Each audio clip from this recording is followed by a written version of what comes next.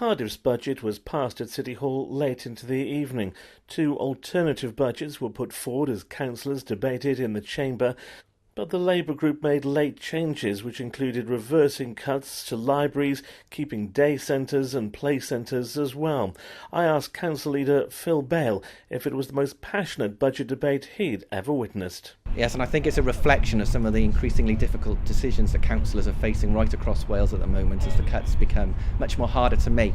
We know from the Chancellor's autumn statement late last year that 60% of the cuts are still to come in the next 5 years under the coalition government. So we really are bracing ourselves now for some even harder decisions in the years ahead.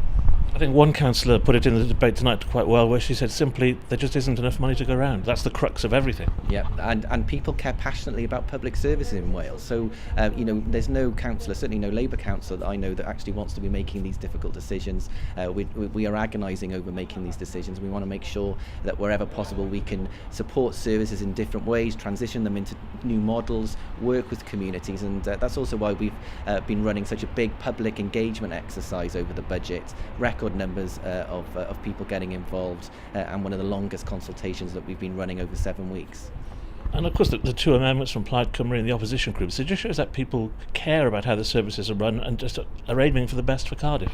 Yeah, absolutely, and everyone's got their views in terms of how we go about that. We've been very clear that we want to prioritise the school system in Cardiff and raise standards there, that we want to make sure that we generate more jobs and opportunities for people. So you heard me talking about a potential city deal for the region in my contribution tonight, and I think all of those things are really important now because Cardiff's a great city. People love the place, and I think we've got to make sure that the times of austerity don't actually hurt the city, that we come out of this as a stronger city and a stronger country. One previous council leader felt that all sides of the council had made sure that the city had the best possible budget. We were talking about choices, important choices, about important priorities, and in different parts of the city those priorities are different, and it's good to see elected members standing up for their communities. What we would have expected, I think. What is important for elected members is to use their creativity. There are choices, there are things that we can do differently.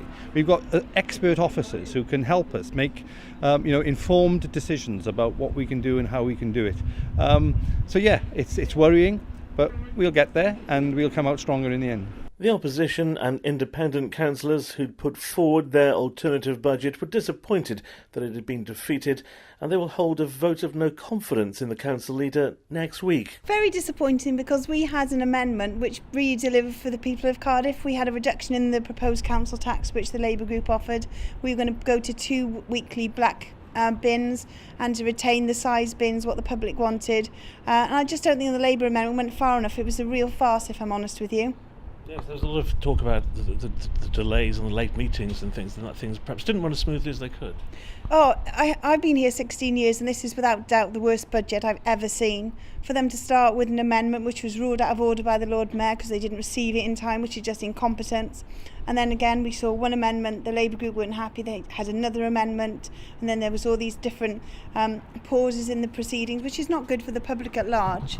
I think it's a real sad day for the city, hence the vote of no confidence in the leader. We all genuinely care about our respective areas and the city of Cardiff.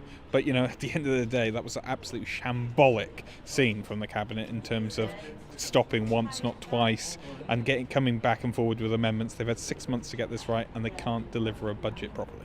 Of course, their argument was they were being flexible and trying at the last minute to save what they could. Yeah, well, they were being flexible with their own group. This is something that they should have tied up long ago. I've really got no confidence in this cabinet now. We've got important investors coming to the city. We want to create more jobs. We want to sort out our transport network. And these guys can't even agree within their own selves. Cardiff deserves a lot better.